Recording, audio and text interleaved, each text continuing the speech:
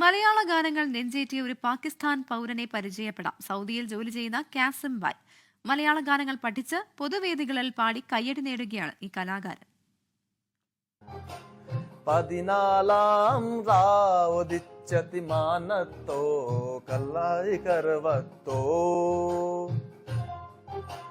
പാനിനീരിൻ പൂവിരിഞ്ചത്ത് മുത്തത്തോ കന്നാരി കവിലത്തോ. ആള് പാകിസ്ഥാനിയാണ്. പാട്ടുകളോട് ഏറെ ഇഷ്ടമാണ്. എന്നാൽ കാസിം ബിലാൽ ഷായ്ക്ക് താല്പര്യം കൂടുതൽ മലയാള പാട്ടുകളോടാണ്. ജിദ്ദയിൽ കൂടെ ജോലി ചെയ്യുന്ന മലയാളി സുഹൃത്തുക്കളിൽ നിന്ന് പാട്ടുകൾ കേട്ടു. പിന്നീടത് പാടി തുടങ്ങി. പണ്ടിന കണ്ണുകളിൽ പുളിയമ്പുകളയ്യനതോ തേൻ കുറിക്കുന്നതോ കണ്ടു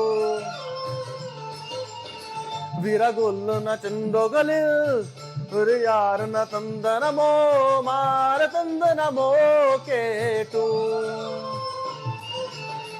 ഒയ്യാരം പയ്യാരം തുറിക്കുട്ടിന ശൃംഗാരം ഓയ് ഹോയ് ഹോയ് മനസ്സിന കൊലിരുന്ന പിന്നിന്റെ.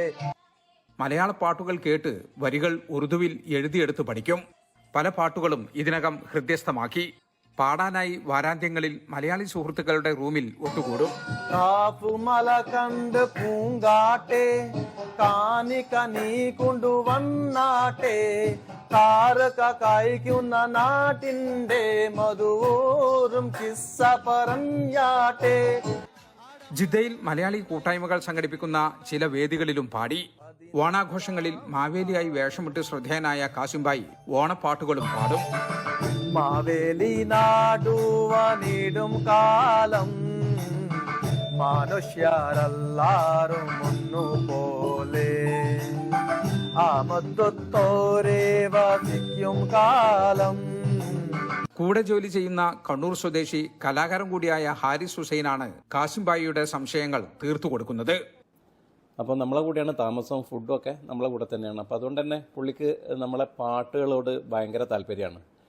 അപ്പോൾ അതുകൊണ്ട് ഞാനൊക്കെ എന്തെങ്കിലും ചെറിയ പരിപാടിക്കൊക്കെ പാട്ട് പ്രാക്ടീസ് ചെയ്യുന്ന സമയത്ത് എന്നോട് വന്ന് ചോദിക്കും ഇത് എങ്ങനെയാണ് പാടേണ്ടതെന്നും. അതേപോലെ തന്നെ ഒരുപാട് സമയം കേട്ട് നോക്കിയിട്ട് എന്നോട് പറയും ഇത് ഏതാ പാട്ടെന്ന് മറ്റേ യൂട്യൂബിലൊന്ന് സെർച്ച് ചെയ്ത് തരാൻ വേണ്ടിയിട്ടൊക്കെ പറയും. 14 വർഷമായി സൗദിയിൽ മെക്കാനിക്കായി ജോലി ചെയ്യുന്ന കാസിംബായി 1 വർഷം മുമ്പാണ് മലയാള പാട്ടുകൾ പഠിച്ചു തുടങ്ങിയത്.